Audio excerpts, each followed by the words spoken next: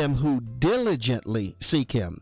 So the main thing is that when we come to God in faith, by faith, we have to know that God hears our prayers, and he loves us, and he wants us to enjoy the benefits of living the abundant life. And so I want to go back to Luke, the 15th chapter, as we talk about the parable of the lost son. And it went on to say, a certain man had 2 sons. And the younger of them said to his father, Father, give me the portion of goods that falleth to me. And he divided unto them his living. He didn't just give the prodigal his goods, but he gave the elder brother as well. And I didn't see that until I was reading this text and studying this text, where I realized that God is an equal opportunist. He's not going to give one and not give the other.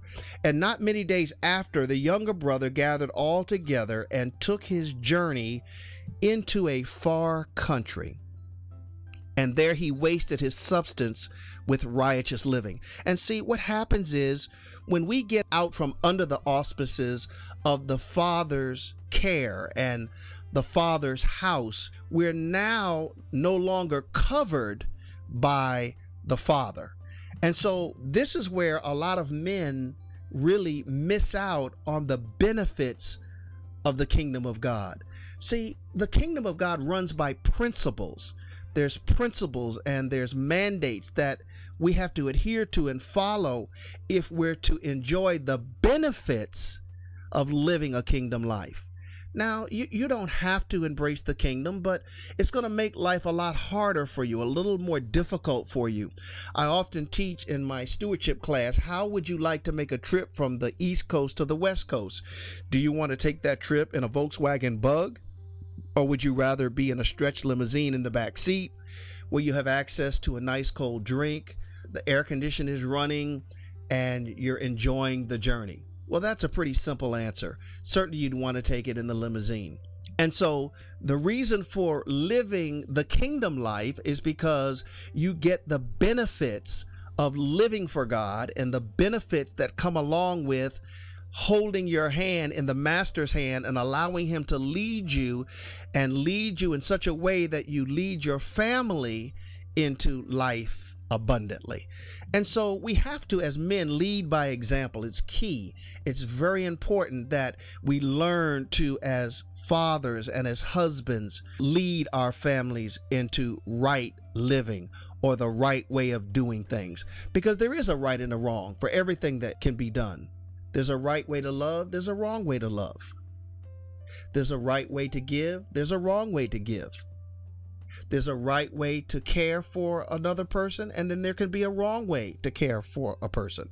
So consequently, the kingdom deals with the right way of doing a thing. Matthew 6:33, seek ye first the kingdom of God and its righteousness, or its right way of doing a thing, and all of these things shall be added unto you. So a lot of times we miss out on the abundance of life because we don't seek the principles of the kingdom of God. And so this young man went out and he went into a far country, and there he wasted his substance with riotous living, because consequently he was out from the authority of the Father's house and the Father's love and care. Did the Father stop loving him because he went his own separate way? Of course not. Does God stop loving us because we cut up and we act the fool and we ignore him and act like he doesn't exist? Of course not. God is always there with his arms open, ready to receive us if we're willing to repent and be sorrowful for our behavior and go back to the Father, the creator of heaven and earth and the maker of all things. That's what I love about God. God's love is unconditional. He doesn't love you only when you do good. He loves you whether you do good or whether you don't do good, but he wants you to do good. A lot of people like to use the grace of God and the love of God as an excuse to be able to live any kind of way that they want to live. But God's grace isn't there for us to live any kind of way we want to live. See, God wants us to embrace his principles so that we can metamorphosize. I think I used that word last week. Metamorphosize into the kind of person that he wants us to be. He wants us to be more like Christ. He wants us as men. He wants us as fathers, and he wants us as husbands to be Christ-like. He told us to be ye holy, for I am holy. And certainly this is the will of God. Let me continue here. And in the 14th verse, it goes on to say, and when he had spent all, there arose a mighty famine in that land, and he began to be in want. Because see, what happens when you get out from the auspices of the Father God, it tends to cause us to walk in lack. It tends to cause us to walk in want. And he went and joined himself to a citizen of that country, and he sent him into his fields to feed the swine. And he would fain have filled his belly with the husk that the swine did eat, and no man gave unto him.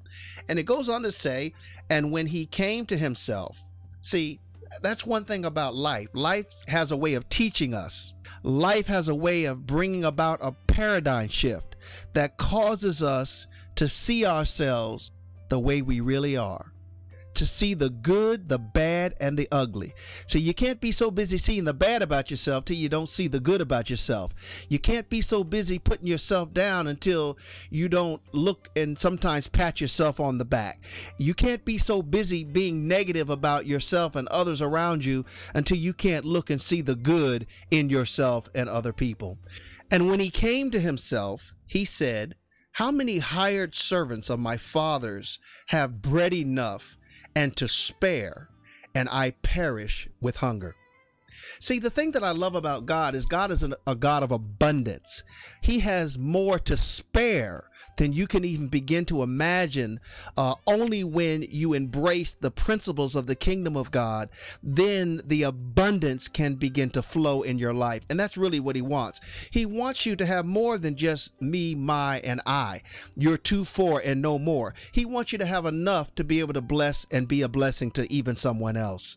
But he went on to say, but I perish with hunger. He said, I will arise and go to my father, and will say unto him, Father, I have sinned against heaven and before thee, and am no more worthy to be called thy son. Make me one of thy hired servants. And after he had that thought, he arose, and he came to his father. But when he was yet a great way off, his father saw him and had compassion, and ran and fell on his neck and kissed him. This is the third characteristic of a father that I want to talk about here today and close this broadcast out. I want to talk about God as a covering. God covers men. God covers husbands. God covers fathers. Why? Because they're the heads of homes. They're the head. They have a grave responsibility in leadership that they have to provide in the home. And so with all of our mistakes, with all of our idiosyncrasies, with all of our faults, with all of our proclivities, God is always there to cover us with his mercy and his grace and his love, his unmerited favor, treatment better than we deserve. And the thing that I love most about God is that he's not so busy looking at our mistakes and our shortcomings and our failures that he can't see us afar off when we have a paradigm shift and we realize we've gone too far away from him, but we turn around and head back in the direction of the Father God to make sure that we can get mercy and grace and plead the blood of Jesus over our lives so that we can become cleansed and made whole, so that we can lead like we're supposed to lead as men of our households. And you see the Father's response. He covered him. In other words, it says the Father had compassion and ran and fell on his neck and kissed him. The Father didn't condemn him. The Father didn't put him down. The Father loved him to life. And it goes on to say, and the Son said unto him, Father, I have sinned against heaven and in thy sight, and am no more worthy to be called thy son.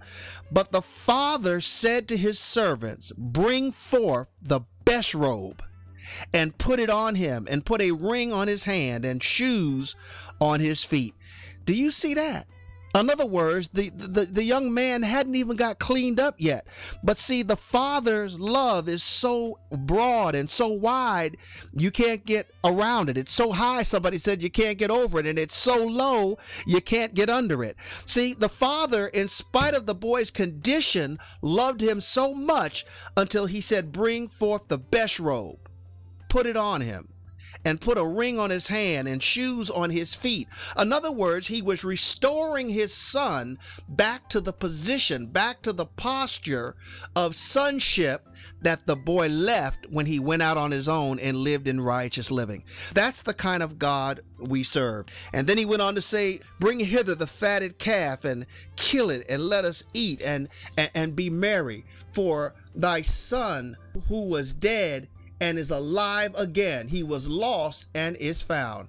And they began to be merry. That's the thing that I love about Father God, is that regardless to what station you may find yourself in life, you may not be where you know you ought to be even now as you're listening under the sound of my voice. And that's okay, because the Father doesn't condemn thee. The Father doesn't put you down.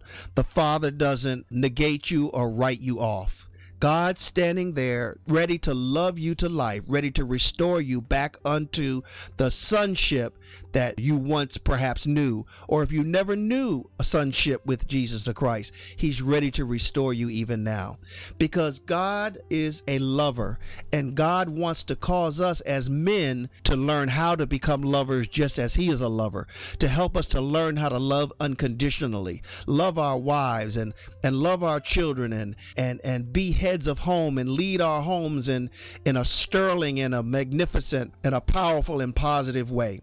Life is full of enough cares and problems and woes all by itself. Sufficient is the evil of the day to consume us and take us totally out. But God stands there as a fence all around us as men to keep us under his auspices and care so that we can lead like he wants us to lead. If you haven't received Jesus Christ as your personal Savior, I would like to take this time to offer you and extend a hand of salvation to you. Jesus is the lover of your souls, and can't nobody do you like Jesus. You can try everything you want to try, but it's all going to come back to the bottom line. Only Jesus can satisfy your soul.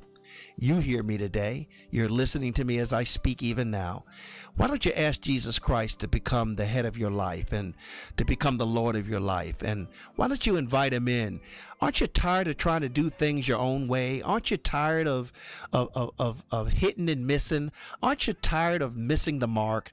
All you've got to do is simply stop and ask the Father. Let's just pray now. Say, Father, in the name of the Lord Jesus the Christ, I ask you now to forgive me for all of my sins. I want you to wash me and make me over again. I ask you, Lord Jesus, to come into my life and to make you the Lord of my life. I ask you to have your way in my life from this moment forward. In Jesus' name, amen. It's as simple as that, my friend. God doesn't make anything as wonderful and as beautiful as salvation difficult. All we have to do, according to the scripture, is confess with our mouth that Jesus is Lord, believe in our hearts that God raised him from the dead, and the Bible says, thou shalt be saved. So, my friend, I welcome you into the kingdom of God. God bless you. And God bless you, mighty man of God. And I certainly want to take this time, Elder Webster, to thank you for being with us. And I know this is a benefit and as a result of him being my husband, but I want you to know how appreciative I am of you taking out the time to come and be a blessing to us here at Woman to Woman Ministries. And I know as we speak, there are men that have accepted Christ into their lives and who have made up in their minds that they're going to be better fathers and better men of God. And when we say men of God, we're just not talking about the clergy or the preachers. You are men of God in your homes and should be respected as men of God. And what does that do for us women? Oh, of course, that is the biggest blessing that we could ever experience in a relationship, to have a man and a woman who love God and who love each other with the love of God. Well, our time is out today, and I want you to know that last week and this week's broadcast will be available on CD for a minimal cost of $7. And you can send your payment along with your shipping address information to P.O. Box 66147, Jacksonville, Florida 32208. That's Janice Webster, P.O. Box 66147.